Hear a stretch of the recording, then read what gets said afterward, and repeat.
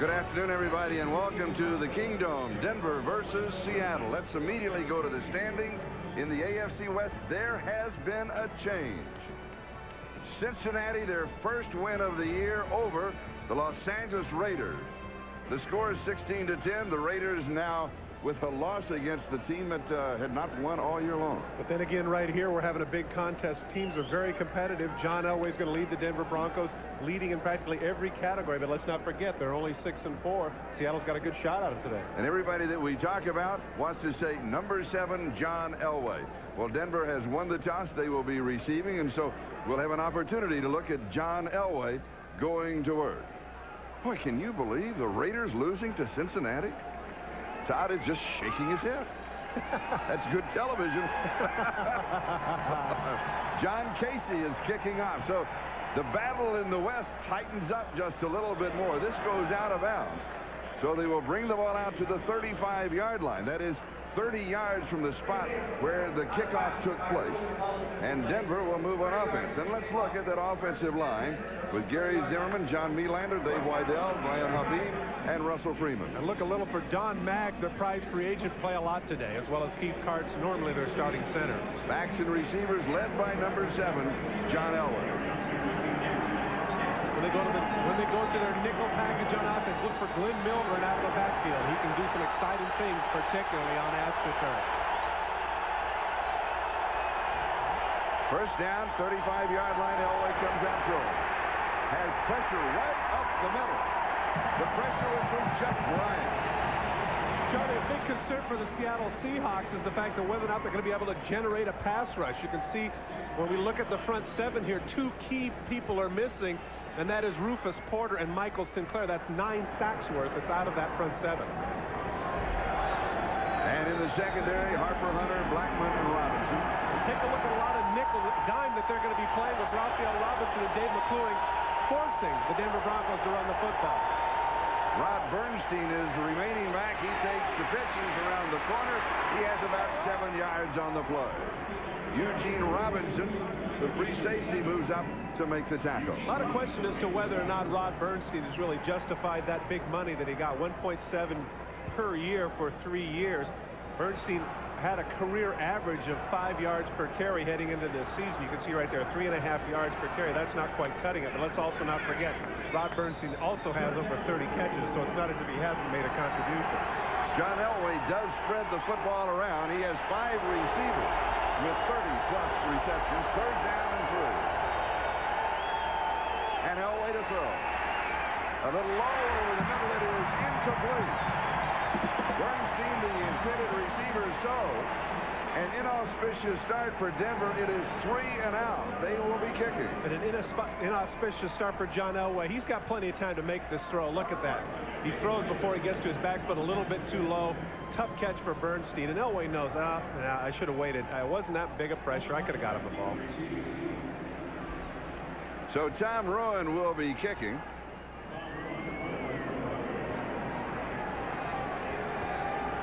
And Kelvin Martin is the return man. Good kick. Oh, man. Oh, he sails this one. 5-yard line.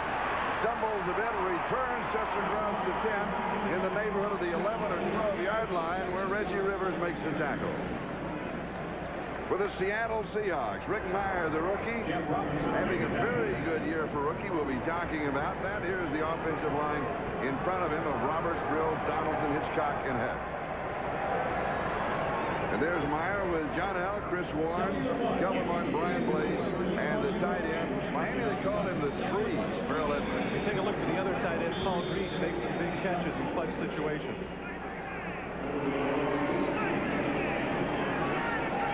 From the 12-yard line, it is a first down, and Seattle comes out for good protection, goes deep, forces it a bit. Excellent coverage. He was going to Brian Blades, but Steve Atwater was right there. Yeah, right there and then some. Take a look at Brian Blades cuts across the field in the crossing route. Inside-out coverage, which means once he comes to a certain spot, that's going to be Atwater on him. The question here is whether or not this is a catchable ball. Both come back for the ball. Good non-call by the official. So it will be second down and 10.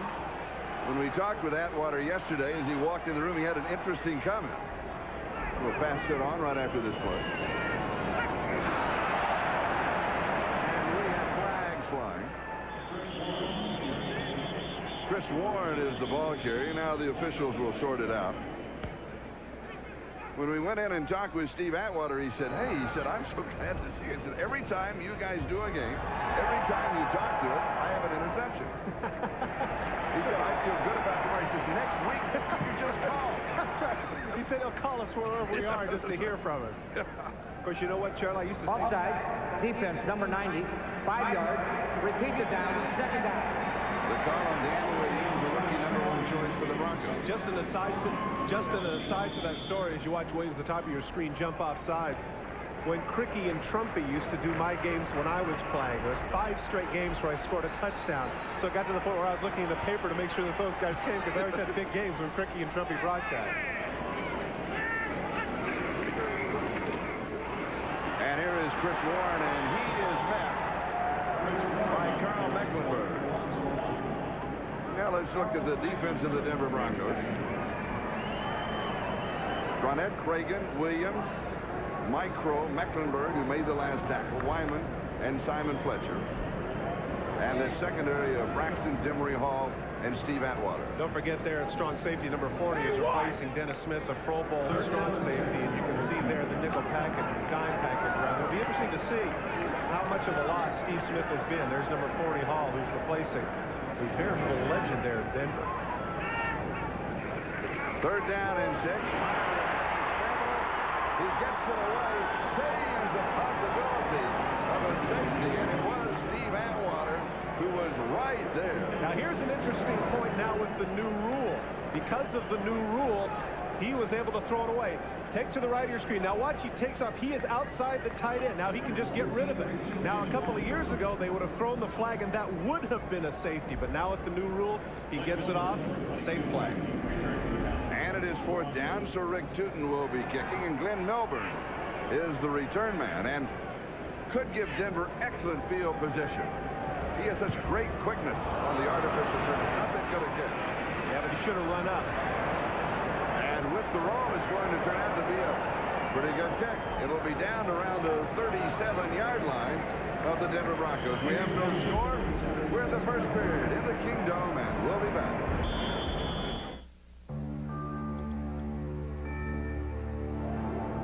The new Accord EX Coupe.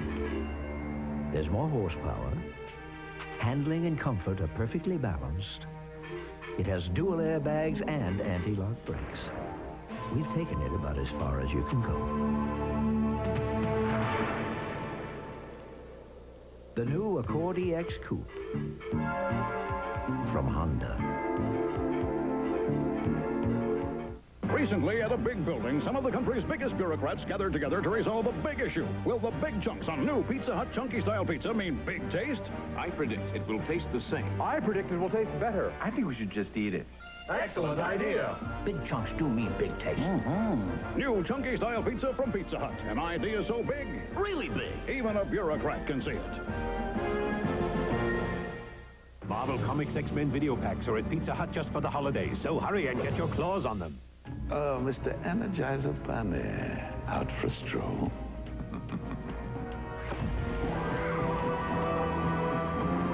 Matter desolidificator will put an end to your precious little source of power. Your hippity-hoppity days are over.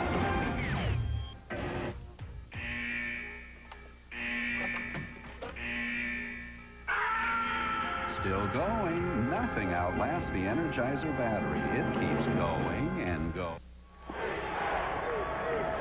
We come back to the Kingdome. There's been a change in the offensive line of the Denver Broncos. Russell Freeman, starting right tackle, strained ribs during the warm-ups and has been replaced by Don Maggs. So we're seeing Maggs a little bit earlier than we thought we were going to. And he will be at right tackle. Maggs was one of the first free agent millionaires in the National Football League, one of those very prized left tackles that, of course, when he injured his back, they went out and spent the money to get Gary Zimmer and put him on the left side, so Maggs came back healthy. Now you find him on the right side. And there you just saw Freeman there with a big ice pack around his midsection. No score in the ball game. Denver, first down. They start this drive from the 37-yard line. It's ducked over. to Rod Bernstein. Now, when we talked with the Seattle Seahawks, this is what they wanted to force Elway to do, and here is why. Well, over the last 5 years, you can see John Elway's percentage not particularly good. Look at that, 10% more, and of course, yards per game. This bespeaks what Wade Phillips talked about, and he says, we've got the horse, we've got to ride him. We've got to give him every opportunity, averaging 35 throws a game, as we mentioned at the top of the show, throwing more than any other quarterback in the National Football League. But Seattle wants it just to dump it off in underneath the cover. He goes to the far side to Derek Russell. And it'll be the 49-yard line of Seattle where he goes out of bounds. He picks up the first down with Patrick Hunter and Eugene Robinson there for the Seahawks. One thing about dumping it underneath, though, the Denver receivers have done a good job after they catch the ball. You can see here Russell cuts right upfield to get the first down. And last week against Pittsburgh, they're making just some acrobatic catches that John Elway told us yesterday. He said he's not afraid to make some of the throws in the past he might not have made. After Seattle 49, first down, no score in the ball game. Here's a sweep near side and Bernstein carry. He's going to pick up just about a yard. What Seattle in reality was saying is that if we can force Elway to throw underneath, little dump-off passes, is that somebody else is going to have to beat us. They want to set it up so that this man, number 7, does not beat them. And if they lose, they will lose to the other player. Well, that's kind of hard to do because that's the man that gets his hands on the ball every single play. So I know. I just said I'm the messenger. That's what they said they wanted to do. Seemed like a good idea at the time, you know. It's second down and 8.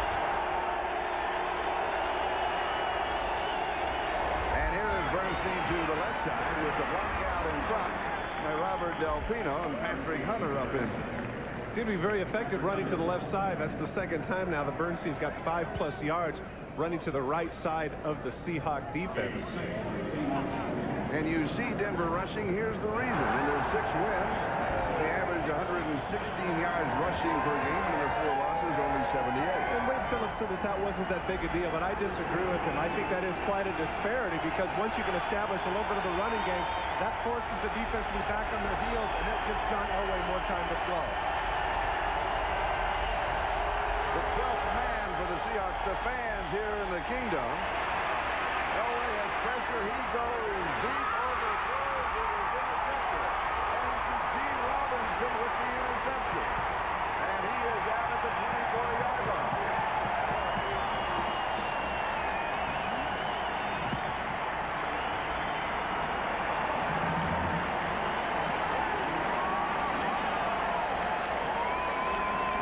Absolutely awful throw by John Elway. He gets hammered right at the last minute, but this is a sitting duck for Eugene Robinson, who's having a Pro Bowl season.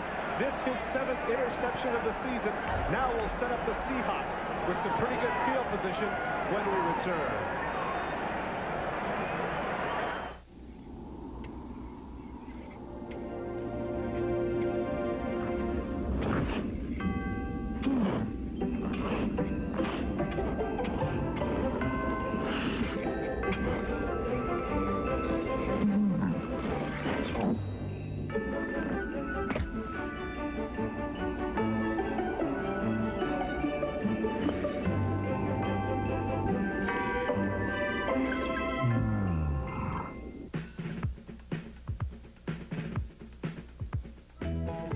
Comes with dual airbags. It meets 1997 Federal Side Impact Standards. It has anti-lock brakes. Even the air conditioning refrigerant is environmentally friendly. The new Accord EX from Honda. A car everything can appreciate. You can see these new movies at theaters and head for McDonald's Holiday Film Festival, where you can pick up the original videos, The Addams Family, or Wayne's World. Just $5.99 each when you buy any large sandwich at McDonald's. Cool. Also available, the children's classic Charlotte's Web, or Ghost. Just $5.99 each when you buy any large sandwich. I was not aware of that. But hurry, because they'll be gone in a snap. What you want is what you get at McDonald's today. The NFL on NBC is brought to you by American Honda, who has been making quality cars in America for the past 11 years. By Energizer brand batteries. Nothing outlasts the Energizer. They keep going and going and going. By cold-filtered Miller Genuine Draft. Get out of the old, get into the cold. And by the Oral-B Plaque Remover, preferred by dentists 2-to-1 over the other leading brands. With the first turnover of the ballgame, and there is Eugene Robinson, number 41. When we visited with him yesterday, he was a little late coming in because he is the team barber. And just gave a shave and a haircut to John Elway. And he is, without a doubt, the team's top talker. The word loquacious, that's the man's picture right there in the dictionary next to him. Really a pleasant individual. And high praise from one of the 5-yard penalty. coaches. Still first down. Paul Moyer had some high praise regarding Eugene Robinson. We talked about the fact that this might be the best defensive back in the National Football League. He said, what? But here's what he had to say. There are a lot of good defensive backs out there, but I think he's the best in the game right now because of all the things he does. We just mentioned his 7th interception. He also leads the team in tackles, calls defensive signals. And interestingly enough, Charlie, earlier in the season when Rod Stevens was out, normally the middle linebacker does all the play calling on defense. Eugene Robinson not only called the secondary calls, but he called all of the defensive position. Right? That's right now, if you had to bet the house, that's the all-pro free safety in the National Football League.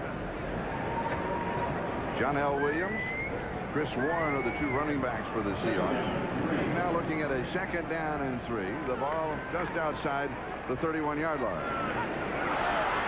And we've got flags again. And so Denver off to a bit of a stumbling start.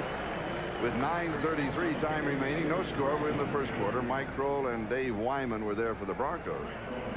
The one good thing they've done so far, though, Charlie, is that they've stuffed the run. Last week, Warren had over 100 yards against a Pittsburgh defense everybody was calling the best in the league. Offside. Defense, number 90. 5-yard penalty. First down. From Dan Williams, and that is a first down. Second time that's happened now. He's had a sprained ankle. He's been struggling a little bit. Take a look. There he is. Clearly, good call by the official. That was a no-brainer. But Williams now 2 times in the first quarter. As I was about to mention, a sprained ankle has hindered him, but it shouldn't have anything to do with staying on side. Ball at the 36-yard line. Seattle has a first down. Meyer to throw. Stands in, goes deep, throws over the wrong shoulder. Terrell Edmonds, the tight end, was looking over his left shoulder. The pass was over his right shoulder. How tough is that for a tight end to make that adjustment? Well, it's not just the fact that it's difficult, but John L. Williams is in the same spot. Somebody made a mistake here. Take a look. There's 82, and right next to him to the right, if he comes into your picture, is number 32. He had the mismatch you wanted with Mecklenburg on Edmonds, but you're right. He threw it over the wrong shoulder, and Williams is in the wrong spot, too. 2nd down and 10. The ball at the 36-yard line. Edmonds twice made the Pro Bowl when he was with the Miami Dolphins. But interesting, I was talking to Howard Mudd yesterday, and he told me the best blocker they have on their team, not just by position, but their best blocker is Farrell Edmonds. Chris Warren, the ball carrier, and he's going to pick up about 3 on the play. Dan Williams with the tackle. It'll be 3rd down and 7. I think that play is typical of how they really, if this is the right term, rein Rick Meyer in. Tom Flores realizes that with a rookie quarterback, he can't take too many chances as opposed to the other side. And, of course, here the 3rd down defense for Denver is outstanding. Their opponents have converted that's like at 32% on 3rd down. That is the lowest in the NFL. Meyer from the shotgun, deep over the middle, and it is incomplete. He's going to Kelvin Martin. And now John L. Williams wide open in the flat. Those are the sort of throws a veteran quarterbacks make. The deep in route is difficult. Rick Meyer, first time all year in the shotgun. Take a look as he surveys the field. Plenty of time. Sits back there. John L. Williams gets open to the left. But there he tries to slide it in. That's good coverage by Lilo Lang. Tough throw for any quarterback to make. And one of the ways you could tell it was the first time in the shotgun, and that was a snap from Ray Donaldson. It was kind of hot and wobbly. You had to wait on it. And Glenn Milburn, and he is set to return to final. And he almost hit the top of the dome. He nailed this one. 61 yards on the kick. We've got a timeout. No score. Back in a moment. Do you dream in color? In bottomless blues and screaming yellows? In sounds that shake you to the bottom of your heart? In images clear as crystal and brilliant as ice? In faraway worlds as close as your fingertips? These are what dreams and Sony Trinitron televisions are made of. Make one come true for you. It's your life. Isn't it worth a Sony?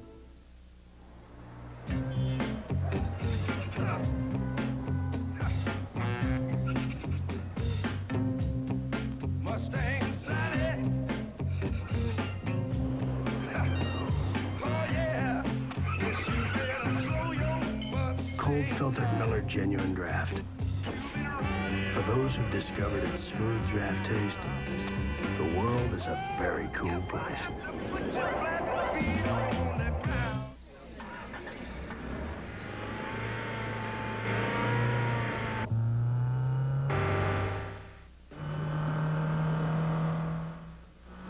"24 hours a day for more than 2 months. That's how we develop and test the engine of the Honda Civic. No wonder the Civic lasts such a long, long time. Heck, it even outlasts our engineers. The world's champion skaters shine in an encore of the greatest exhibition on ice. The World Figure Skating Championships, presented by Reebok, next Saturday on NBC. John Elway in his last 3 games has completed 74% of his passes. So now let's take a look at the natural gas quarterback efficiency rate. And as a result of that, he is on top. This is something very interesting. It's coming into the season, Charlie. He was 38th on the career list of efficiency in terms of quarterbacks. And now there he is, #1 in the AFC, #3 in the National Football League. Very impressive. Slow start today, 2 for 5, 14 yards, 1 interception. First down to the 20-yard line, no score. And here's Robert Delfino for a couple of yards on the play. He might get squeezed 3 out of that, but that's all that he's going to get.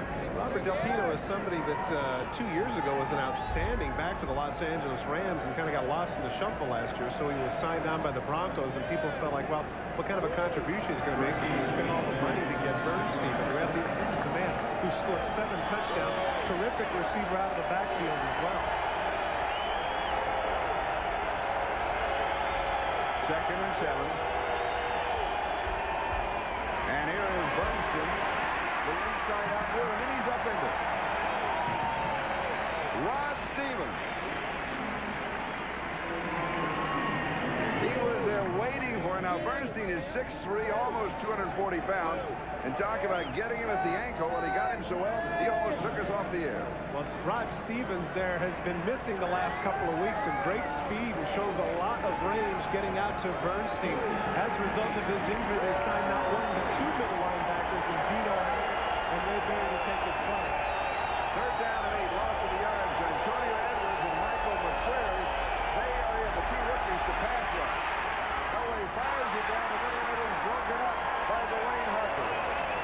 Greg Russell, the intended receiver, again for Denver, 3 and out, and Tom Rowan will be kicking. And what a nice job by Harper to get his hand in there. It looked like the ball was completed. Take a look into the chest of Russell.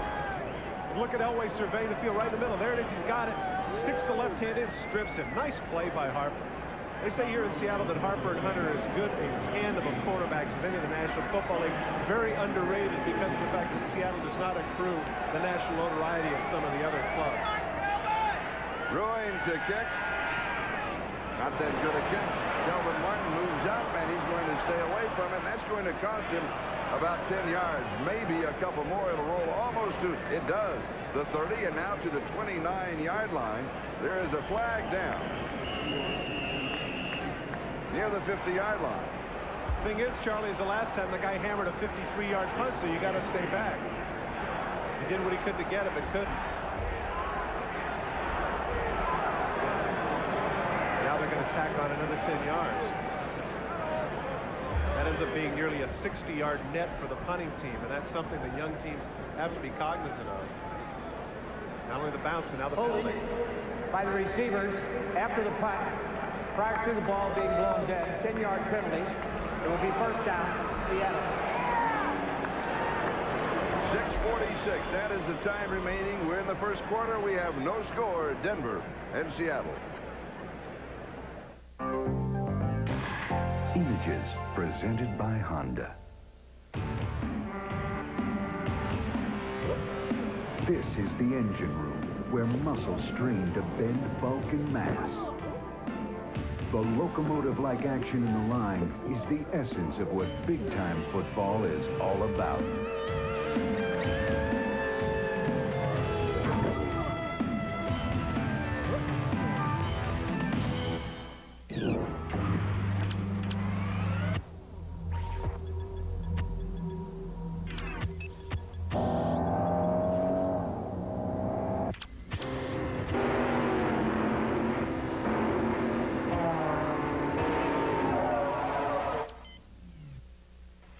Honey, we're leaving in 10 minutes. While virtual reality isn't quite here yet, the car is. The new Accord from Honda. The problem with cotton pants is they come out of the dryer with all these wrinkles. But hey, Hager wrinkle-free cottons are 100% cotton. They come out of the dryer wrinkle-free. And really, really hot. Oh. Hager wrinkle-free cotton. 100% cotton, 0% wrinkles. The Braun Oral-B Plaque Remover is preferred by dentists over the other leading brand. It thoroughly cleans between each tooth and below the gum line. For teeth so clean, you'll feel it. The Braun Oral-B Plaque Remover. For those of you who just joined us in the early game today, Cincinnati, their first victory of the year, they defeated the Los Angeles Raiders 16-10. Of course, that has an effect on this ball game. There is the final. And in the Buffalo-Kansas City game, Buffalo has just scored with 4:14 to go in the first quarter to move out in front of the Chiefs by a score of 7-0. And here in the Kingdome, we have no score between the Denver Broncos and the Seattle Seahawks. Charlie, by the end of the day, you pointed out earlier that there was 3 games separating first and last place. This weekend, rather, because San Diego plays on Monday night, it could be 2 games from first to fifth. Amazing. Chris Warren, the ball carrier, he's going to pick up 8. Mike Kroll makes the tackle. From that noted college of Ferrum, real football factory, Chris Warren. You know, interesting point here with regards to the young quarterback, Rick Myrer. Comparisons are inevitable for himself and some of his predecessors. We're going to get to that after this play. Second down and 2 tight ends on the set. Play action fake, little swing inside. Tracy Johnson has it, and he will have the first down. Nice catch. He had to do a quick 360 before Simon Fletcher wrapped him up, and it's a first down for the Seahawks. Typical of the kind of the throws that he has, but that, you know, that happens early in your career. People have looked at his statistics and, hey, let's contrast him with another rookie quarterback. Ah, look at that. 10 years ago. Take a look at what Elway did initially. People forget that he really struggled early on. The completion percentage less than 50%, but notice the touchdown to interception ratio is identical in both cases, 2-1 on the bad side. I remember covering John in his rookie year, a game in Chicago against the Bears in Soldier Field, and they sent everybody after him. I mean, he really was he took a beating that first year. And I guess that's just part of the learning process. If you can live through it. Simon Fletcher got a fistful of jersey, and he also gets the sack. Simon Fletcher's been around the block. With that sack now, he ties Mecklenburg for the all-time lead. They keep trading back and forth. Now at 78. Nobody blocks him. It's supposed to be a quick hitch in that right hand, and those tackify gloves stick to number 3, and that results in the sack. So spot the ball at the 25-yard line, loss of 7, and it'll be 2nd and 17. So Denver now will go with their nickel package. Doug Thomas comes in as another wide receiver for the Seahawks. Paul Green, as a little bit of an H-back, shows some motion, ends up as a lead blocker for John L. Williams, and that doesn't accomplish a lot. And it'll be 3rd down and long. I mentioned Simon Fletcher earlier catching up to Carl Mecklenburg with that sack, tied at 78. Of course, you remember Rulon Jones, Pro Bowler in the 80s. I guess they go back and forth. Mecklenburg hitting into this game, by the way, Charlie, had 9 sacks. Pretty impressive for somebody that has to go down as a down lineman at 3rd down. You see him lined up there, defensive tackle at 235 pounds. He says, you know what, I guess I'm going to have to eat a little more. 3rd and 14, 4-man rush pass over the middle is underneath the coverage, will not pick up the first down. Doug Thomas on the receiving end, and Lilo Lang, the nickelback, along with Steve Atwater, bring him down. It'll be 4th down. It doesn't do much in terms of getting the first down, but it does something for Myers' confidence. First of all, he hangs in there, gets the completion, even though it's short of the first down in this game in the first quarter, which clearly is indicative of exchanging punts. That gives them another 8 yards and helps Tootin. And Rick Tootin will be kicking, and Glenn Milburn is the return man for Denver. Coming into the ball game, this young man with 860 yards. All-purpose yards, return, receiving, and rushing. Inside-out move, looks for a block, then a back pedal, holds his balance. Pretty good return to about the 26-yard line, where Tracy Johnson makes the stop.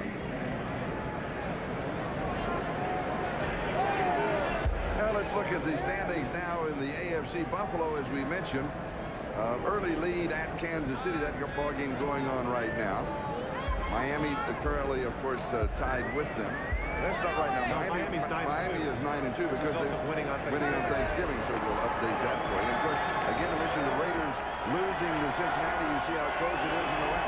There's a reason we wanted to show those particular standings to you.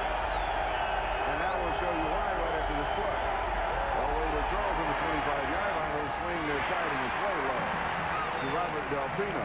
And the reason that we were looking at those particular standings is that next Sunday, NBC Sports will present another exciting doubleheader starting at 12:30 Eastern Time with NFL Live, and most of you to see the first game of the doubleheader, and that will be the Raiders at Buffalo, and we're going to be in Buffalo for that one, and that one really shapes up.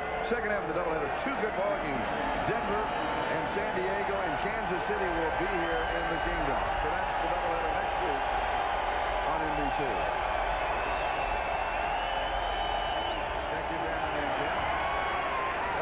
Guns it. Pass is complete to Shannon Sharp. He's going to pick up around 7 yards on the play. And that play epitomizes what John Elway does, and that is he gets the ball to the receiver so quickly. It's just bam, bam, and it is there. And it is very difficult to make any kind of play when he is firing like that. Well, Terry Wood is actually a pretty decent coverage there. But you're right. He separates himself by about 1.5 yards, and there's the football. That's his 53rd catch. That ties his career high, which he set last year. Third down and 2 from the gun. Loud over the middle to Delpino. He stretches out. See where they give him. They're going to give him most of the stretch, it looks like. I tell you what. And he'll have the first down. That showed a lot on the part of Delpino to know where he is and to sacrifice his body. I mean, he really took a shot there at the end. But he had the peace of mind to stretch the ball forward and get the first down. You're right, Charlie. They did give him most of that stretch. The ball at the 37-yard line. Here's another look. Take a look at the shot he takes. Pow, right in the ribs. But he gets that left hand forward. You're right. Very generous with the spot. And a first down for them. Going underneath the coverage. Is that Arthur Marshall? Kevin Murphy. Arthur Marshall that had the football, and it was Kevin Murphy who nailed it. Well, this is the point that Eugene Robinson made yesterday to us. He said they wanted to throw underneath and make these guys pay the price for making the catch. Force John Elway to take the long drives and see if they can get a turnover. Murphy, face mask to face. Yikes.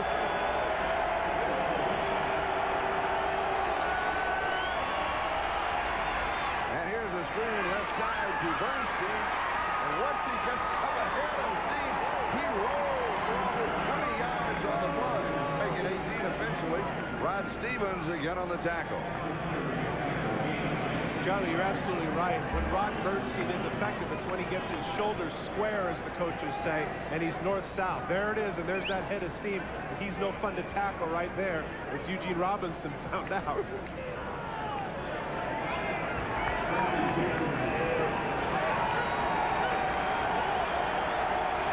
First down at the Seattle 42-yard line. And a fumble.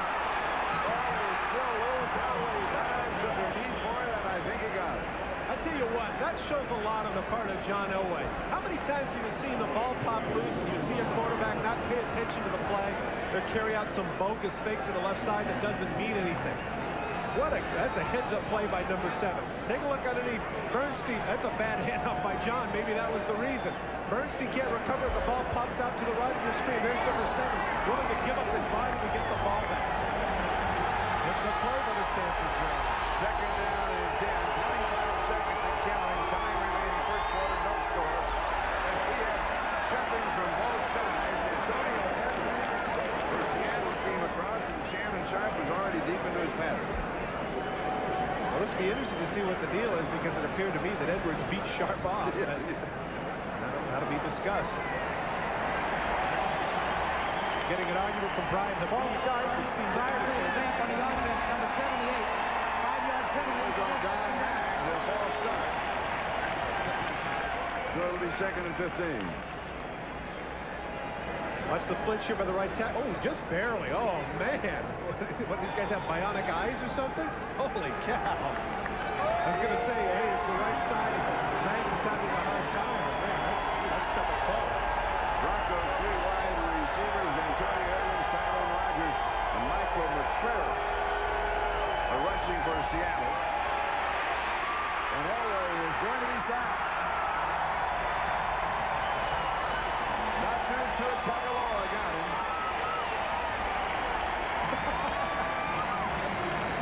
I'm not laughing. And Elway comes up limping. I'm not laughing at the sack, Charlie. I'm just laughing at the fact that I couldn't wait till you had to say that name. John Elway pressured up the middle, and here he comes up the middle. He runs right into Tua Tagovailoa for the sack. He limps off. We'll see how he is when we get back. He was 50 when it happened. In 3 months, he went from perfect vision to almost total blindness. In test after test, doctors were at a loss. Finally, a test was done using GE's revolutionary magnetic resonance imager. Look at this. Incredible. The doctors discovered a tumor affecting his optic nerves, and he was treated. Within days, he got his vision back. Hey, how about a smile? And everything that came with it. The client everybody's after wants to meet us for dinner. Can you be ready in 10 minutes? Norelco introduces the compact speed racer. Why show up at a 7 p.m. meeting with a 7 a.m. shave? The new Norelco speed racer. Close and comfortable to go. The water on the left is being heated by electricity, on the right by natural gas. For the cost of heating this much water with electricity, we'd like to show you how much more you can get with gas. So why settle for the water on the left when natural gas gives you all that hot water on the right? Clean natural gas, America's best energy value. I was driving, and then I forgot where I was. I think I left my body, but then I came back. I got hungry. I brought back a vision, the number 7, the 7-layer burrito. New from Taco Bell. Rice, beans, sour cream, lettuce, pepper cheese, tomatoes, and guacamole. Only 99 cents for a limited time. I could almost taste it, and then I did. And I came back full. Cross it. And we come back to the Kingdom, and John Elway, who came limping off and managed kind of loosened up. John sat on the bench, they worked on him, and he limped off, but when he came back out, just a few seconds before we came out of the commercial break, he was not looking. He got there, he goes deep, it is unbelievable. Shannon Sharp, unbelievable.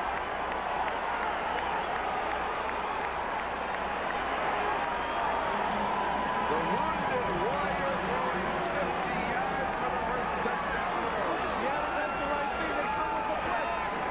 David Brandon, and nobody touches him, and he comes right over the top of Elway. Look at the gun. He just flicks it to Sharp, 50 yards downfield. You know what? Forgive my hyperbole, but that's the only quarterback in the league that could have done that. With the WWF flex, there's Sterling Sharp. Got to work on those guns, partner. That's Shannon. The other brother. Excuse me, you're right. It's a fraternal thing. A fraternal thing. Shannon, when you look at the tape, you're going to say, you know what he's going to say, the extra point? He said, to be perfectly honest with you, because that's what he said to us yesterday. After all the conversation we had with him, 50-yard touchdown. Broncos up by 7. Ever wonder why a hamburger costs $10 in Tokyo? Or why a cab to the airport there runs about $120? Or why their luxury cars seem so expensive, especially when compared to the Oldsmobile 88 Special Edition, which, even with air, automatic, cruise, tilt, anti-lock brakes, and dual airbags, cost just $19,995? It's your money.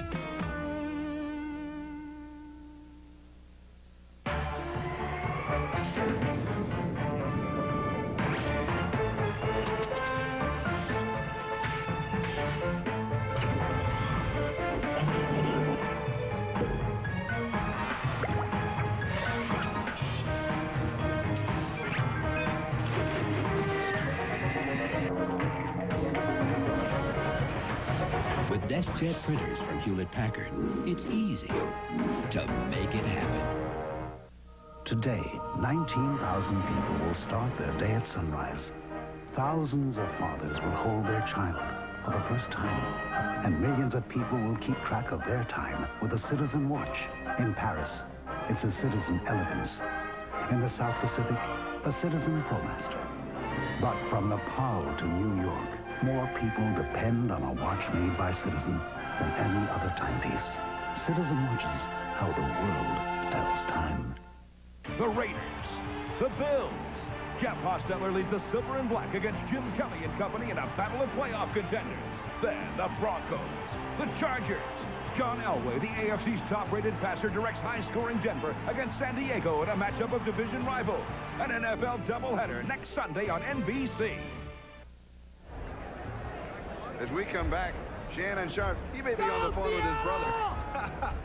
Sterling had, what, 7 receptions today for Green Bay? Is that correct? And has 76. So he had 76 on the year. Oh, he's never going to catch his brother. You know that. In fact, that's probably what I must have been thinking about when I said Sterling and Shannon. They're going to be very happy with me after the long conversation we had yesterday. Shannon, though, on the year now has 54 receptions, and he just scored his 4th touchdown. Michael Bates is the return man. He's out to around the 22 or the 23-yard line where Lilo Lang makes the stop. Now remember, John Elway was injured, came limping off. That was the last play of the first quarter. As the reason he could come right back in. But when he limped out, when he came out, he wasn't limping. And look at this. Redundant to say that great players make great plays, but that's the case right there. Not only does he come up and avoid the sack, but throws a 50-yarder right on the money for Sharp. That is the 19th touchdown pass for John Elway. He, by the way, has 7 interceptions, 1 in this ball game as Seattle goes from their 22-yard line trailing for the first time. Chris Warren is the ball carrier as we go to New York for an update. And we go to Arrowhead to look at AFC West kingpin Kansas City trailing Buffalo 7-0. Last play of the first quarter. Montana in the flat to Marcus Allen. He goes in from 18 yards out to tie it at 7. 10th touchdown of the year for Marcus, tops in the AFC, number 108 of his career. Back to Charlie and Todd. So you factor in the 7-7 tie in Kansas City and the fact that the Raiders, this will be a false start against the offensive line of Seattle. That'll cost them 5. And earlier today, the Los Angeles Raiders lost to the Cincinnati Bengals in Cincinnati, the first victory for Cincinnati this year, so you put that factor in. And then you have San Diego playing on Monday. Offense, 64 and 82 prior to the snap. 5 yards.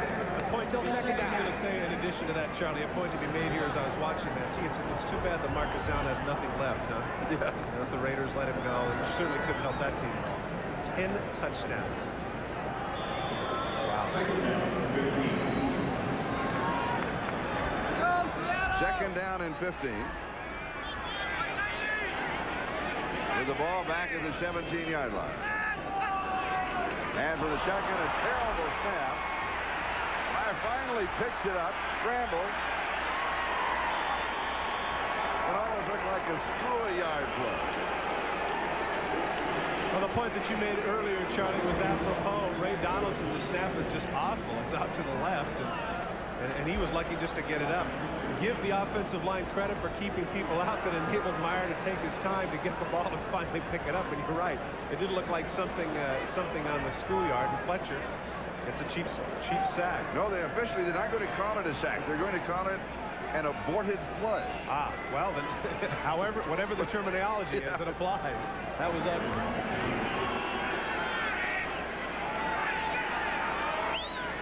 It is 3rd down. Meyer just kind of dumped this one over to John L. Williams across the 20, close to the original line of scrimmage. Lilo Lang and Mike Crow making the tackle. This is just putting too much pressure, though, on the Seattle defense. They have to do something instead of go 3 and out, and I realize that this is a youngster and you don't want to take too many chances with him, but Seattle's got to open it up a little bit or else they run the risk of Elway getting hot and just blowing him out of the building. It'll be 4th down and 10 at the 22-yard line, so Rick Tootin will be kicking. And Glenn Milburn from Stanford, the rookie taken in the 2nd round of the draft. is the return man. This one hangs high. A fair catch is gone and taken at the 35-yard line. 43 yards on the kick. We've got a timeout. We'll be back in a moment. Denver by 7.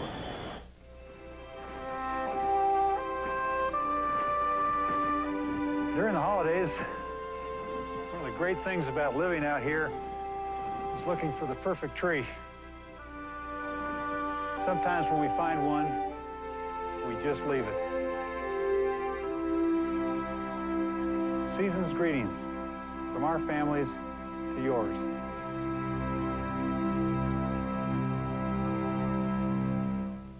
So what would you say if I told you to see your Oldsmobile retailer right now? You'd ask for directions. You'd say you just bought a new Oldsmobile a few minutes ago. You'd say, wow, an 88 special edition with air, cruise, tilt, anti-lock brakes, and dual airbags for $19,995. Gee, so I was right the first time. It's your money.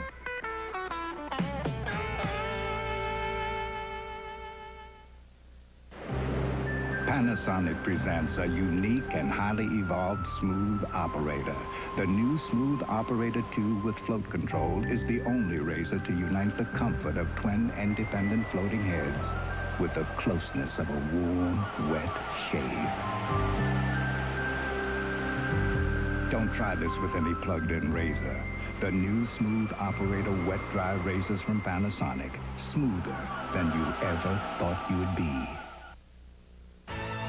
The NFL on NBC is brought to you by Oldsmobile. By the Citizen Watch Company, because Citizen is how the world tells time. By Hewlett-Packard LaserJet and DeskJet printers. And by Wendy's Super Value Menu and Value Price Kids Meal. There's something for everyone. Welcome back to the Kingdom. Denver out in front by a score of 7-0. First play of the second quarter, the 50-yard touchdown pass from John Elway to Shannon Sharp. Sharp now 2 receptions for a total of 58 yards and the touchdown in the ballgame. Denver first down from their own 36. And here is Rod Bernstein, and he is out near the 40-yard line. They'll mark it, I think, at the 39. So we'll give him 3, and it will be second down and 7. Key to the defense for the Seattle Seahawks is Cortez Kennedy, Defensive Player of the Year. Spun around there by Melander, tries to come back into the play. Helps out a little bit. He's somebody that hasn't really put up the numbers this year that he did last year, and he commented on the fact that maybe he wasn't playing up to snuff, up to Cortez Kennedy standards. And now in the last 2 games, he's had 10 tackles in each of those 2 games. Here's Robert Delfino. He's got the first down at the 50-yard line.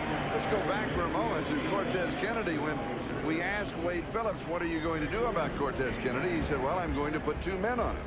And we said, why? And he said, because I can't put 3. Because I'd come up too short.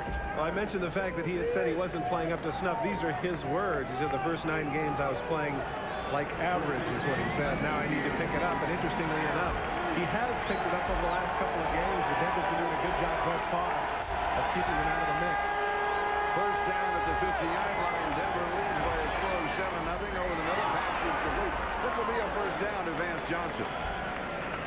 He picks up 11 yards on the play to the 39. And he took quite a whack from Hunter, but he was able to hold on. This is a man that, remember that they traded him to Minnesota early in the preseason. Minnesota let him go, and he came back to Denver for what is, in his words, chicken feed. Tough catch right here. He takes the shot and holds on. Was that deflected just a bit? No, it looked like it was, didn't it? You would appreciate this. It's the baseball version of the snow cone. Yeah. No ball just sticking out. And here is Bernstein to the right side. And he's going to lean across the 35. There's a fumble and a scramble for it at the bottom. Seattle says they have it. The officials will try and dig it out. And can you imagine what goes on at the bottom of that pile? There's a lot of scratching and grabbing and tugging and pulling.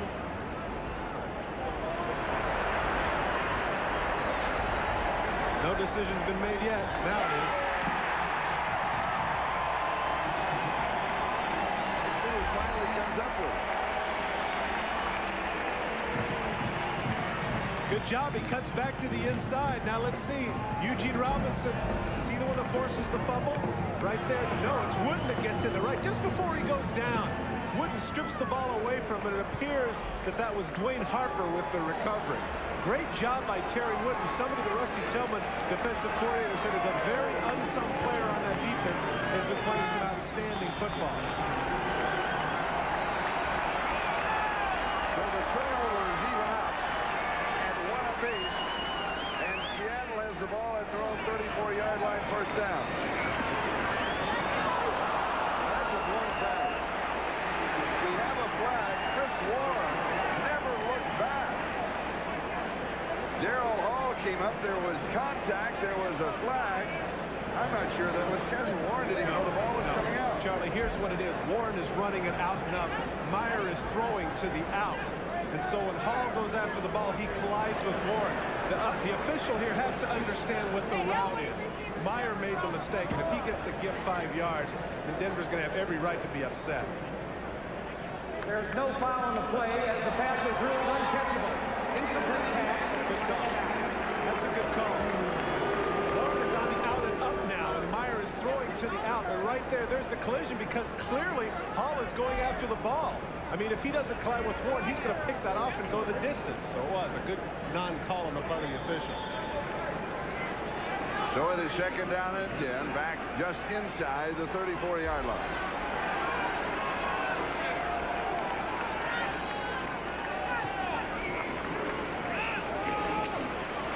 And here's Chris Warren.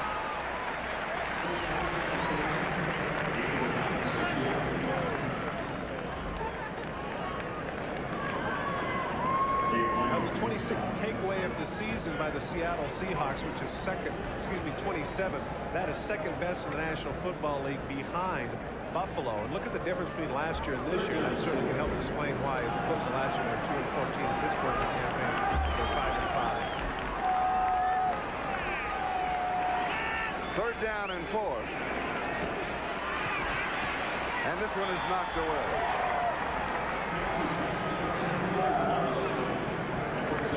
And that means that the kicking team will come in.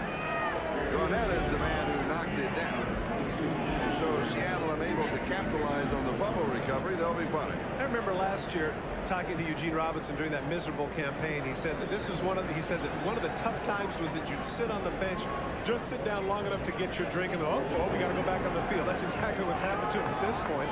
Seattle's unable to get anything going offensively. Milburn is the return man. And he's on a step away from this, and he missed Sharkey. He wanted to take it on a run. It's going to be down inside the 5-yard line. It's a 1-yard. I know he slides into the end zone. It's a bad play by him. There's going to be a touchback. They'll bring it out to the 20-yard line. How unfortunate. His feet did slide into the end zone. Bad play on the part of Milburn, and then, fortunately for him, a bad play on the part of Brandon. Watch at the end. All he has to do here, is keep the ball in the field of play. You don't have to down it. Just keep it in the field of play and get your body out of the way. As soon as he catches it and his feet slide over the line, that's a touchback. Good call by the official. So we'll bring it out to the 20-yard line to a cascade of boos.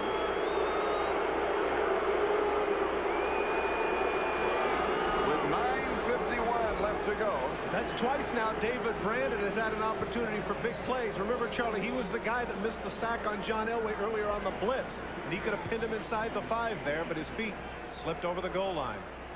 The play has been ruled a touchback as the player from the kicking team. Don't let him boo you, Dick. Make the statement. Trump man doesn't agree with it. Just say it, Dick. This is like a Sunday school teacher waiting for quiet. He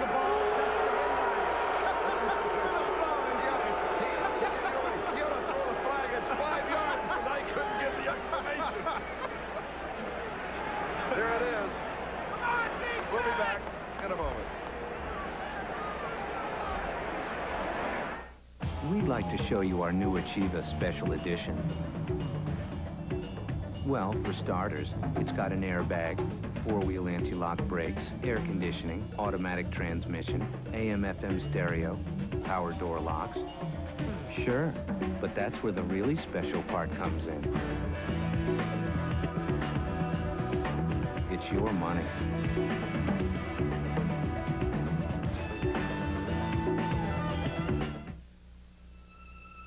Now the movie America fell in love with can be yours during McDonald's Holiday Film Festival. Take home the smash romantic hit Ghost for just $5.99 when you buy any large sandwich. Or treat your family to the children's classic Charlotte's Web. Isn't it great? Just $5.99 when you buy any large sandwich. You can see these new movies at theaters and own the originals. But hurry to McDonald's. What you want is what you get at McDonald's today.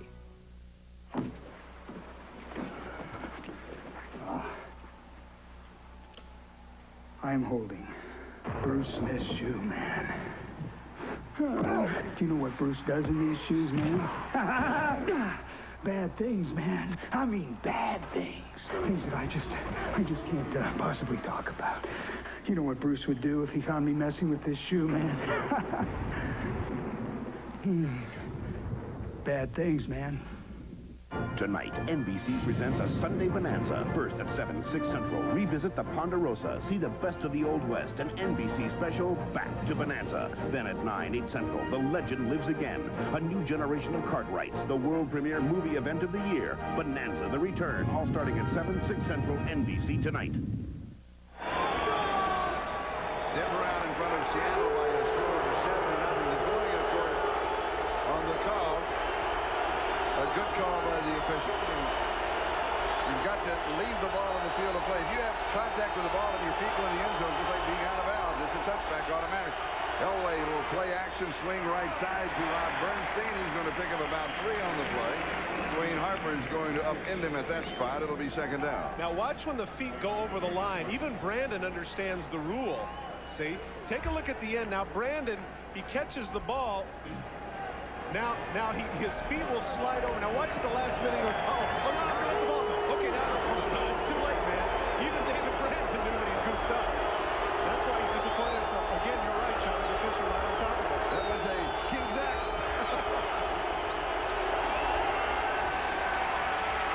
Elway, a little swing right side. This is Milburn. A little head fake, and then he goes out of bounds. And Dwayne Harper had picked him up for Seattle. Got to give a lot of credit to the Seattle defense.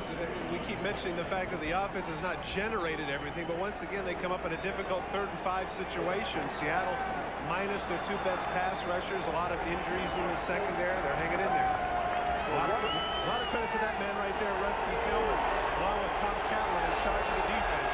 Very animated defensive coordinator. Denver has had one big play. The 50-yard touchdown to Shannon Johnson. That's been it. This one is over the middle. Nice move by Robert Delfino. Still going. He's got the first down. Robert Blackman finally stops him, but Delfino, a big play, converting on 3rd down and 4. Take a look after he catches the ball. It's the exact same move. Take a look at this, Charlie. This is interesting. Watch number 39. You're right. He does make a nice move, but it's the exact same move. Now watch the fake. Here it is. Okay, there's that one fake. Okay, here's the same fake. Now watch. Now here's the same fake. Now here it is again. More. The same fake. That's great. He does the exact same fake 3 straight times. But hey, 16 yards of first down. That's all that matters. Substance over style, I would say. Well, if it works, keep going back to it. Or as Bum Phillips said, if it ain't broke, don't fix it. Patrick Hunter. For the Seahawks shaken up on the play. He's being administered to. Clock is stopped now with 8:41. That is the time remaining in the first half. And Denver is out in front by a score of 7-0. Again, a reminder in case you joined us late that Cincinnati upset the Raiders 16-10 today. And that for the Cincinnati Bengals is their first victory of the year. And the last score that we have from Kansas City at Arrowhead Stadium, that ball game is tied at 7-7. No, Buffalo has now gone out in front. Let's check that score. Did you say Nick Lowry field goal? Nick Lowry kicks for Kansas City, so you can check that score for me. It's 10-7, but who's got it? Kansas City has the lead in that ball game, 10-7 over Buffalo. Tonight, it's Bonanza night here on NBC as we relive the highlights of 14 years. What a great show. Bonanza and Sealand. There's the music. All right. The stars that were on the show. If you love Bonanza, it's 1 hour special that you will not want to miss. Followed by an all-new Sequest and then an all-new Bonanza movie. More than 20 years later, the legend lives again. Michael Landon Jr. Pittsburgh blocker starts in Bonanza, The Return. That's all tonight here on NBC. Todd's lost. It's a visual medium, but I had to ride the horse there.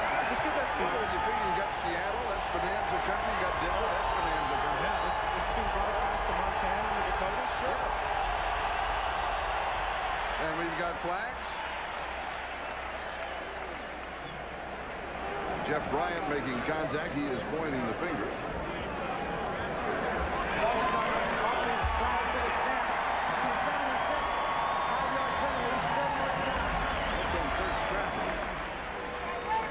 Well, he was distracted by the music. See, there it was. Right back. Not in rhythm, but, you know, close enough. First down and 15. Well, Kirk Stratford now at right tackle. That means that Don Maddox has gone out of the game. Evidently, he struggled a little bit from the right side. Elway fires to Bernstein, and he is dropped at the 45-yard line. Kevin Murphy and Rod Stevens make the tackle. He's going to pick up 7 yards on the play, and we're going to have another injury timeout. Stopping the clock at the 8:02 mark.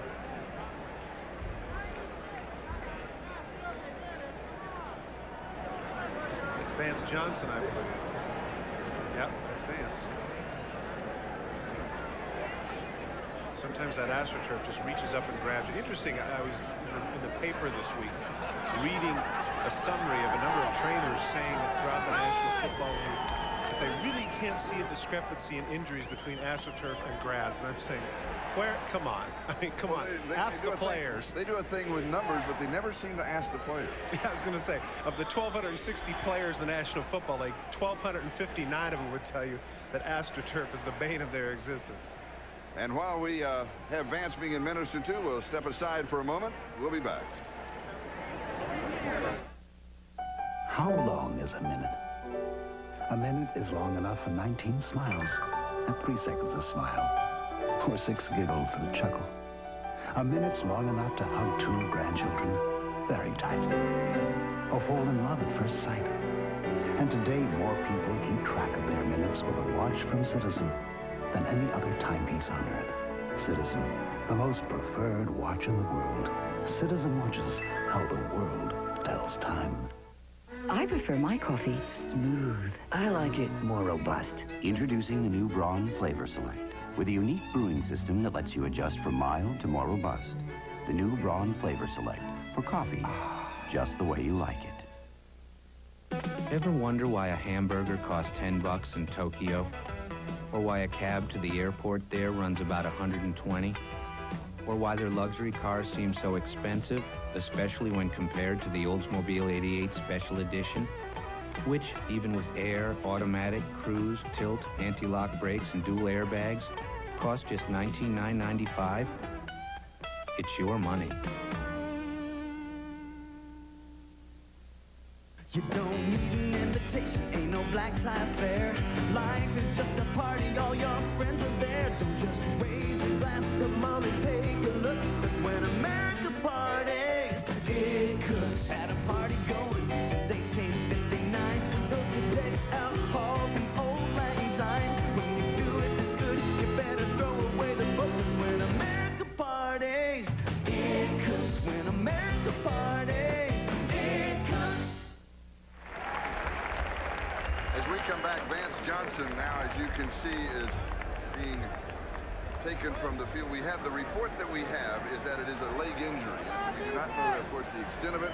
We have an x-ray machine here. Of course, that will be, the x-rays will be taken, and as soon as we have a report, we'll pass it on. Here's the standings with the situation with the Raiders losing today in Cincinnati. The points up the back with Denver 6-4, Seattle 5-5, and Kansas City playing Buffalo and leading them. Is that you have a division, and you've got a flag here, but you've got a division that everybody has an opportunity now, and you're coming to the last 6 games. That's an ineligible player downfield. You have a situation where anybody can now, can make a move here and position themselves for the playoffs. Well, clearly, coming into this game, Denver was a big favorite, but as you pointed out, even as poorly as Seattle's offense is playing, one play is really the difference in this ball game right now, and that's a great play by Elway to get the 50-yard touchdown. If Seattle were somehow to pull this out today and San Diego could win on Monday night, if Buffalo beats Kansas City, we could be looking at a league that would be only 2 games difference from first to fifth. And another thing to keep in mind with the Denver Broncos is that they have defeated the Jets, Cleveland, and Pittsburgh, and within the AFC, their record is 6-2. So if they get into a wild card situation, you know, where you come straight out, here's the shot. Elway could not scramble away from the rookie from Valdosta State, Antonio Edwards. What this all means is that everybody has a shot at the playoffs. And what this means right here is not only is the defense keeping Seattle's team in the game, but the defense is keeping the crowd in the game, and the crowd is crucial for the Seattle Seahawks, especially when they're at home.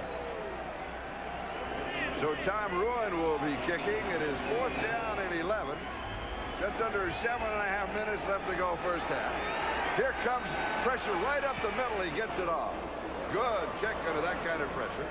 Fair catch is called for and taken by Kelvin Martin. And so Seattle, again deep in their own territory, they have not had any kind of field position. Well, they haven't had any kind of field position, but compared to last year, they're formidable. They're practically the 49ers. Take a look at last year, 8.7 points per game. That was the worst in NFL history. They set a record for futility, but now with this offense, a couple of new wrinkles, and a new quarterback in Rick Meyer, they've nearly doubled their point output and nearly 60 yards more in total offense per game. From their own 14-yard line, Meyer rolls out, sets. Nice little touchdown. He's got the first down. Mike Kroll makes the tackle along with Darrell Hall. Mentioned the fact that he was a 2-time Pro Bowler when he was with the Miami Dolphins, but he hasn't been much of a pass catcher here with the Seattle Seahawks. You mentioned his nickname Tree, the ideal dimensions for a tight end. He's just a hair over 6'6", weighs about 252 pounds. You would think that he would be a tremendous target underneath for Rick Meyer, but they throw predominantly to the backs and downfield to Brian Blades, but there's a man that quarterbacks can like when they see him downfield. Denver leading 7-0. And here is Chris Warren. He pops it right up the middle, first down. Back-to-back first down for the Seahawks. Steve Atwater stops him after a gain of 17. First really breath of fresh air for the Seattle offense. And here's something you won't see very often. Take a look at the head of steam that Chris Warren has, and he runs right over the top of Steve Atwater. Here's that collision. Pow! And Atwater's lucky just to hold on to that leg. That's no fun when you're in the secondary to see 220 pounds and 4'5" getting a full head of steam coming into your face.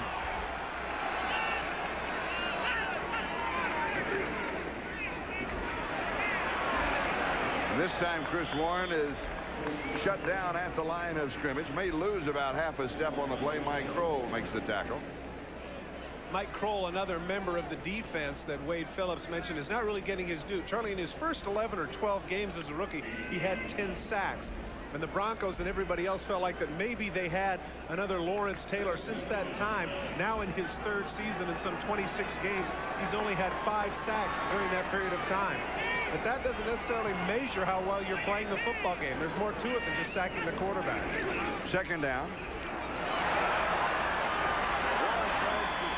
Down the line of scrimmage and then will fall forward for 3 or 4 yards on the play.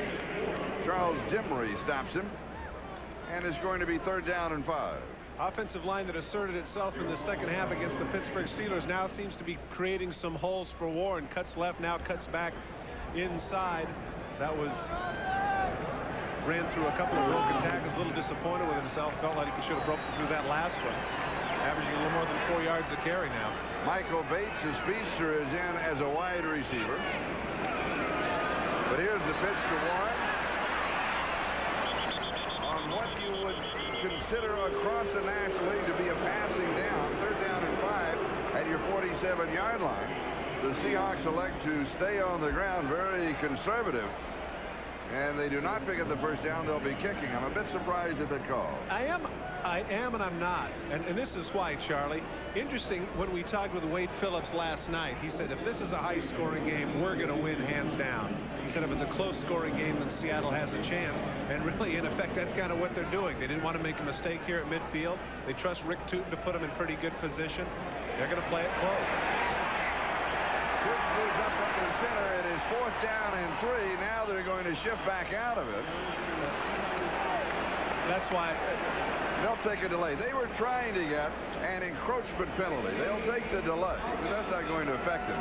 It was 4th down and about 3.5 to go. They were trying to draw Denver's defense offsides to make contact against that offensive line. Now, that is an offensive line for Seattle that has been together the whole season. 5 yards, still 4th down. I was about to say, Charlie, the reason I wasn't as animated on that is I knew the Rick Tootin wasn't going to take a snap. No, well, they were trying to trick him.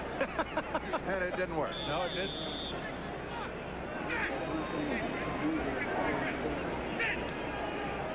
But just think, if he does take a snap, we've got an exclusive. Bearcat is taken by Glenn Milburn. And so the Denver Broncos will set up shop at their 18-yard line. The report on Vance Johnson is a dislocated ankle. That's unfortunate because he has been playing so well since he got back. I mean, really playing some good football. 3:53, that is the time remaining. Second quarter, we're in the Kingdom. And the Denver Broncos are in front of the Seattle Seahawks by a score of 7-0. The 50-yard touchdown pass from John Elway to Shannon Sharp on the first play of the second quarter is Robert Delfino. And he is going to struggle for a couple of yards. Everything was shut off to the right side, but he came back to fall forward for 2 to the 20. It'll be 2nd down and 8 where Joe Nash and Rod Stevens finally stopped it. Saw the smile on the face of Joe Nash. Boy, has he been on the block a long time. He and Jeff Bryant man that left side of the defense at 66 years of age and 24 years of NFL experience between the two of them. They have been around the block, but as Tom Flory said yesterday, he does play his butt off. That's why he's still here. A very savvy crowd in Seattle as Rod Bernstein carries out across the 25-yard line. You know, they'll stay quiet, and then with the possibility that the opposing quarterback, in this case John Elway, might be calling an audible or to take him away from their count, and the crowd noise will come up. Now here's now they'll relax here and save their voices. Yeah, they really do. Yeah, they're smart. Yeah, that whole 12th man thing, that's not a myth. I mean, they reminds really me of the South Stands at Mile High Stadium. Well, I came here for 10 years as a player. I can attest to it. It makes a difference. 3rd down and 2.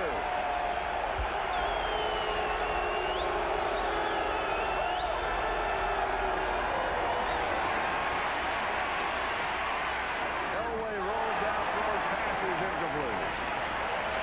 Tony Kimbrough, who is in the ballgame due to the injury to Vance Johnson, the intended receiver. James Jefferson was there for Seattle. It'll be 4th down. James Jefferson was there in the place of Carlton Gray, their great nickelback who has been hurt. Look at Tua Tagovailoa. You know, for a team that was not supposed to get much of a pass rush, the Seahawks are really pouring it on. And one of the things the Seahawks told us about, when John Elway starts to scramble, Denver does something different than anybody else. Usually the receivers will come back. There, his receivers go deep. And here is the kick. And Martin will let it bounce. And it comes back into the field of play and will be down at that point by Jeff Robinson. We have 2 minutes and 15 seconds. That is the time remaining in the second quarter. See Larry Ken right there, the offensive coordinator for the Seattle Seahawks. That'd be interesting to see what he does here. As you mentioned, 2:15. They'll go into their 2 minute to see. I mean, at this point, they have been not just, I mean, ultra conservative would be safe to say here. They don't want to make mistakes, but you know what? When you play a team like the Denver Broncos, you can't play not to lose. You've got to play to win. At some point, they're going to have to take some chances. They start from their own 38-yard line with a 1st down. I would dare say, too, Charlie, this is probably the best field position they've had in the first half. If they start a drive, it is, and they open up with 3 wide receivers. But they stay on the ground. And John L. Williams gets the call. And he's going to have 4 yards on the play. Carl Mecklenburg makes the tackle. It's not a bad call because it goes down to the 2-minute warning. They've got plenty of time. And so now we will step aside. 2 minutes left to go in the first half. Denver leads it 7-0. This Heisman Trophy moment is brought to you by Wendy's, the best hamburgers in the business. Stanford's Jim Plunkett was a man of his word. He and some teammates made good on a pact they made to beat USC and also win the 1970 Rose Bowl. Along the way, Plunkett smashed the NCAA career mark for total offense. In 1970, the year of the quarterback, it was Jim Plunkett winning the Heisman Trophy, finishing ahead of Joe Theismann and Archie Manning. So, Dave, what's happening at Wendy's? We're making our new Big Bacon Classic. Really? I didn't know that. It's a whole quarter pound of fresh beef, cheese, and lots of toppings. How many? 3 big strips of bacon. How many? The new Big Bacon Classic with an order of Biggie fries and a big icy drink. You better come hungry. Who's ready for dessert? Oh, no, thank you. It was good. Wendy's, another thing to love about the holidays. Nobody's eating anything. I wonder why. Who makes the only TV with the smart sound feature, which ensures your volume will stay at normal levels, even when something like this comes on? Magnavox. Smart. Very smart. Yes! No use shouting, old man. You have any idea why Duracell batteries last so long? Why they last so long? Yes. I can never explain why. I'm not a sort of an engineer, but it's all we carry. And never got a complaint. That's good enough for us, Mike. Duracell. No other battery lasts longer. Be sure to stay with us during halftime for a Domino's Pizza NFL Live halftime report. Jim Lampley and O.J. Simpson. That's been a crazy Thanksgiving weekend. So they'll be updating everything that has been going on in the National Football League. And something interesting has been going on here as far as the passing offense of the Seattle Seahawks. Well, the thing is Rick Meyer, we mentioned ultra-conservative. He's only had 3 attempts more than 10 yards, and they've all been incompletions. And he's yet to throw a ball over 20 yards. Charlie, I just don't think that they can beat Denver solely with their running game. 2nd down and 6 from the shotgun. Meyer stands in, throws, and it is incomplete. Almost intercepted. Kelvin Martin, the intended receiver. There was an underneath receiver, Paul Green, who was about 5 yards shy of the intended receiver, who might have had a chance at it. Darrell Hall had the defensive coverage.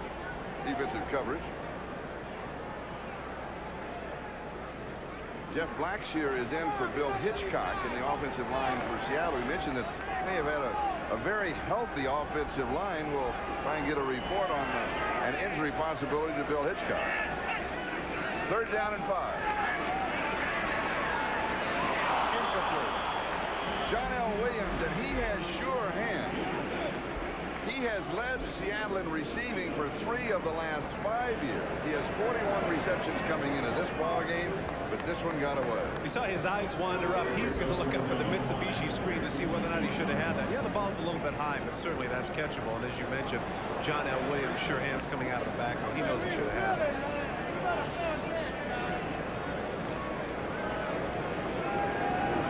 So Rick Tootin will be kicking. Glenn Milburn is the return man. And once again, 3 and out. Fair catch. Oh, bad decision. 15 yards in front of him before he could find a blue jersey. Well, the idea here, of course, is that they have such confidence in their offense, they don't want to take the time off like another 8 to 10 seconds by having a return. But boy, he had that was a bad decision on the part of Milburn. He certainly had a lot of room. I should say that's, as I say, that's a preconceived idea. It's not Milburn. They're telling him right there to fair catch. But boy, he knows going out that's what he's supposed to do. The ball at the 19-yard line. Denver with the 1st down. But he'd have had a 1st down. He'd have had at least 10 on the return. Oh, easy. Elway from the shotgun. 4 wide receiver. This is Phillips. 1:44 left to go. 6 o'clock to go at the line of scrimmage.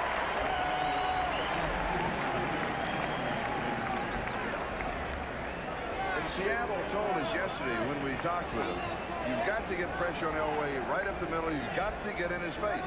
They've been very effective at this. They really have. They've been making him hurry. He's throwing a little bit sooner than he wants to, and right here in the middle you can see, look at Cortez Kennedy pushing two of the Broncos back and still getting an arm up to pat the ball down. Wow. Second down and 10. LA has first and second.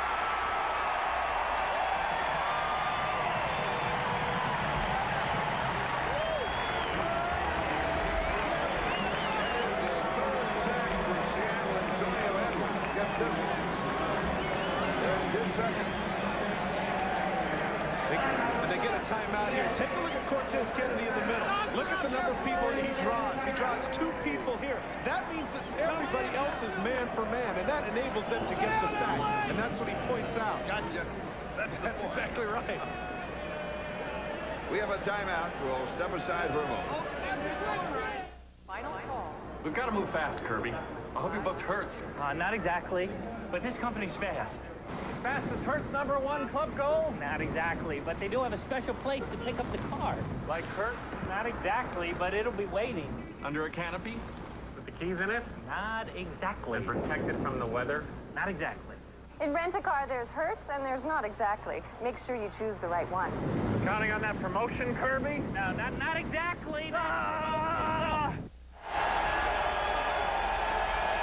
Third down and 17. 1:37 left to go in the first half. Here's the draw at the middle. And there's the 10s on the tackle. That shows some better leadership. I think everybody knew what was going to happen. Denver's going to run the ball, force Seattle to use another timeout, and that's exactly what happened. So that stops the clock with 1:32 left. Here in the first half, Denver leading by a score of 7-0.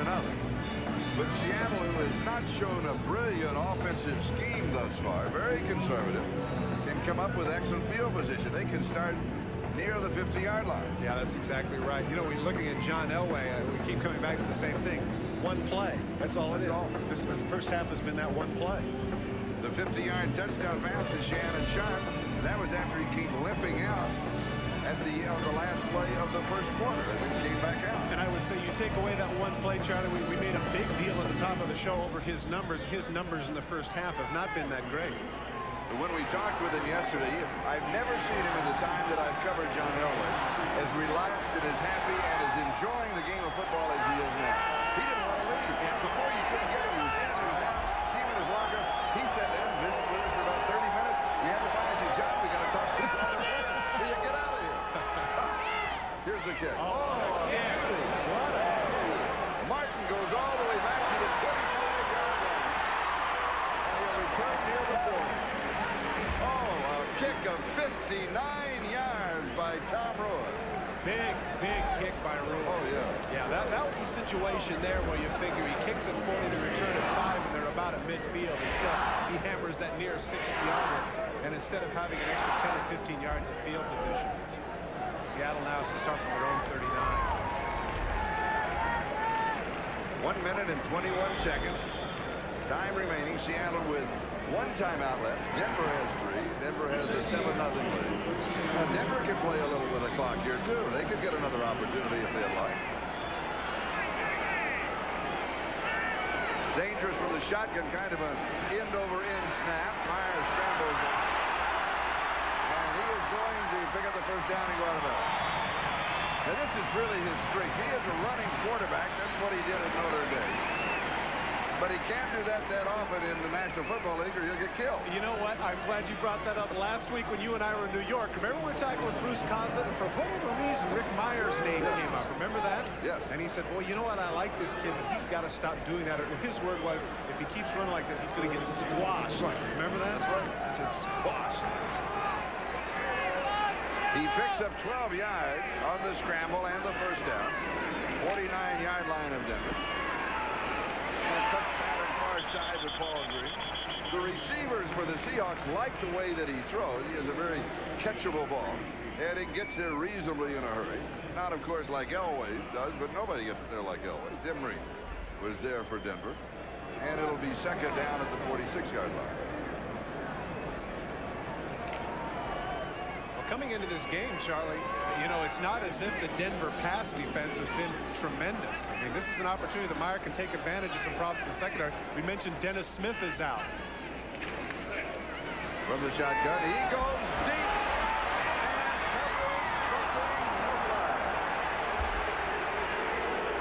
Doug Thomas, the intended receiver, Charles Dimry, picked him up.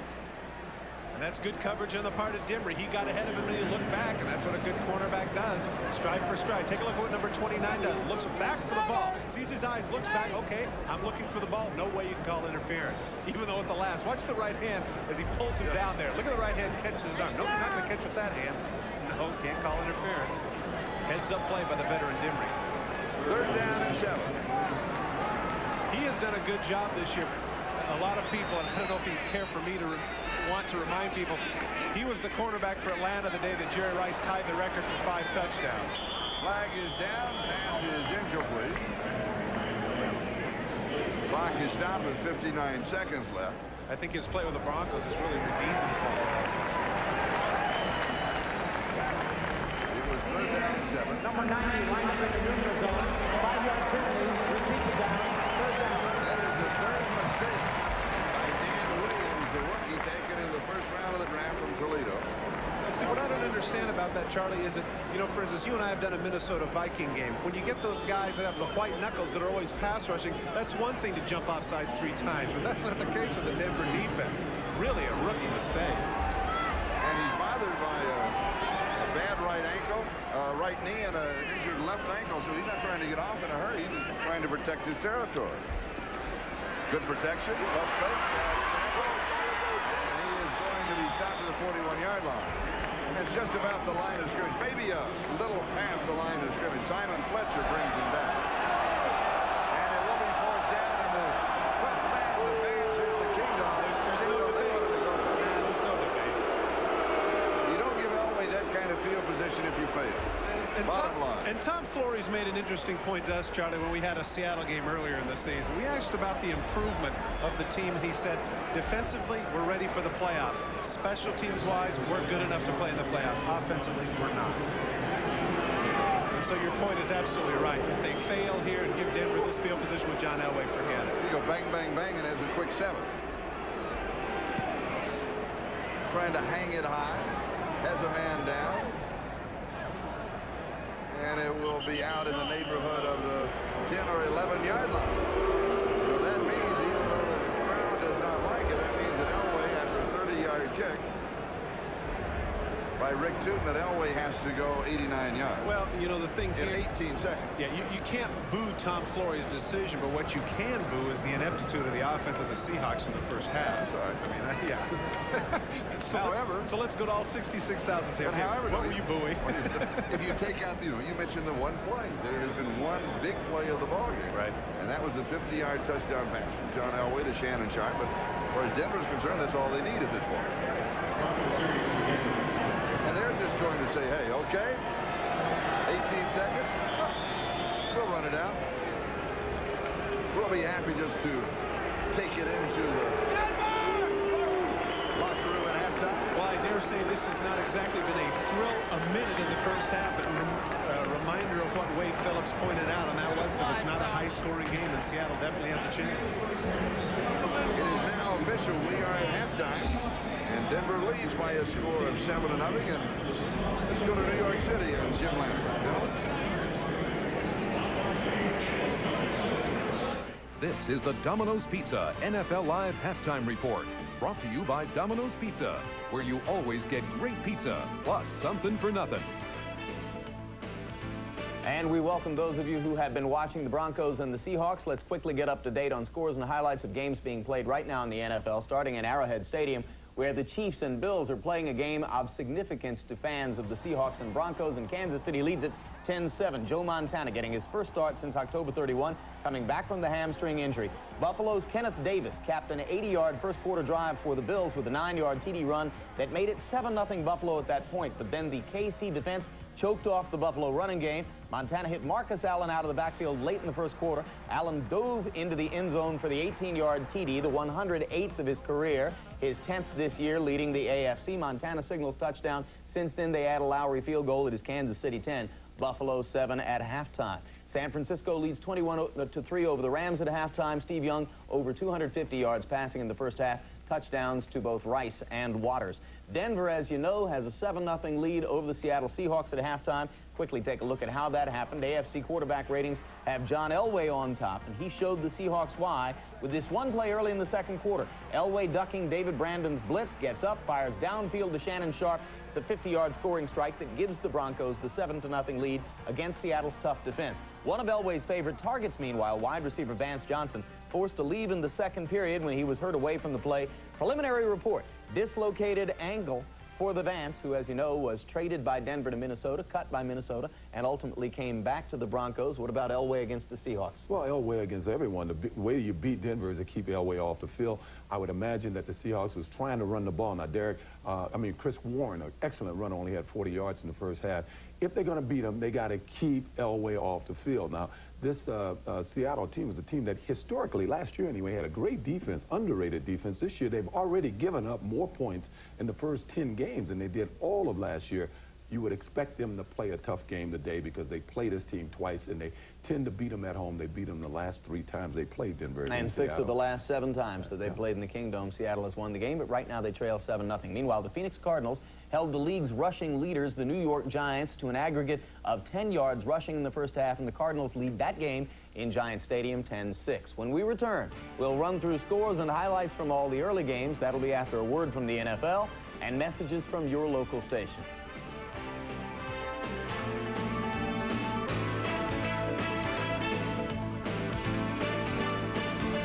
The National Football League salutes teachers across the nation through its Teacher of the Year program. He helped me understand that my athletic ability was not going to last a lifetime, so he really stressed education. He said a solid education will be your foundation for life. Each month, the NFL salutes a teacher who had a positive influence on the overall development of an NFL player. This month, the NFL salutes Judy Chapman, nominated by Tommy Maddox of the Denver Broncos.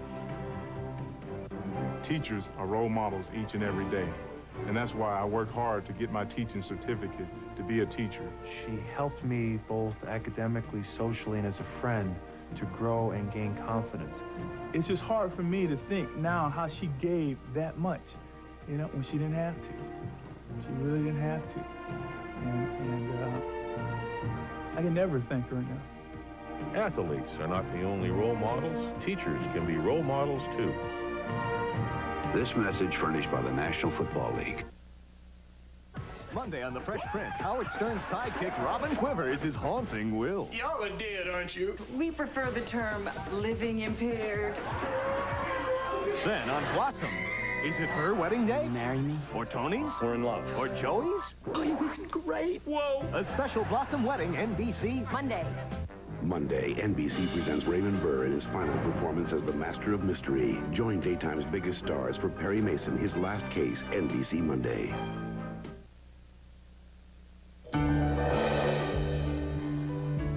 Many people are choosing some of the most flexible and innovative health plans we have ever offered, while others are continuing with our traditional coverage, which they've known for years. Some need just the basics. Others are choosing our HMO because more than anyone else in Colorado, Blue Cross and Blue Shield means good choice. Remember this last year?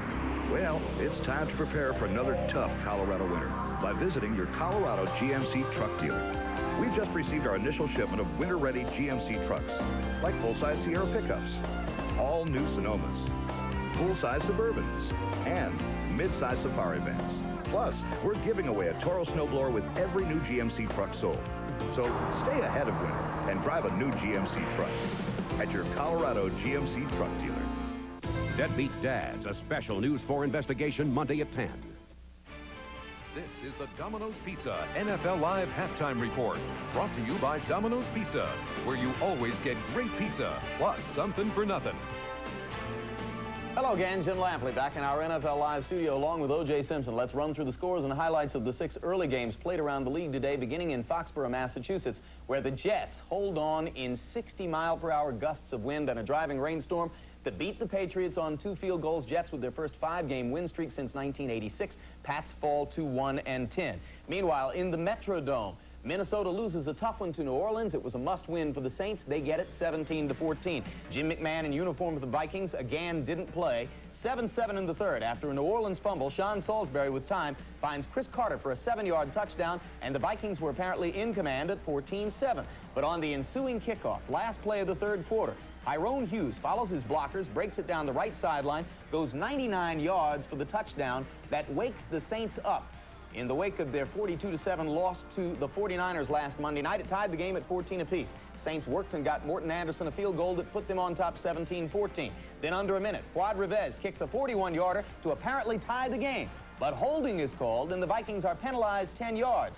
Revez will have to try again from 51 yards out to send it into overtime. This time the kick falls woefully short. Saints escape with a 17-14 victory that brings them to 7-4, half game behind San Francisco in the NFC West. Minnesota falls to 5-6.